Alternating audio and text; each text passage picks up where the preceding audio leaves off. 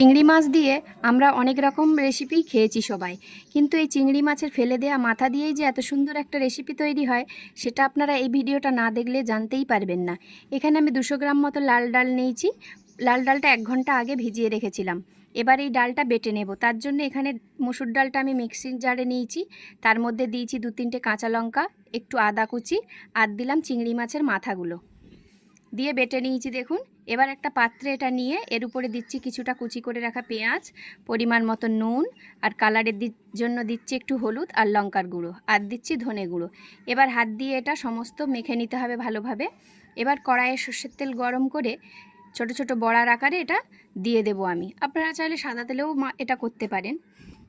বড়াগুলো এবার এপিট ওপিট আস্তে আস্তে খুন্তির সাহায্যে উল্টে নেব।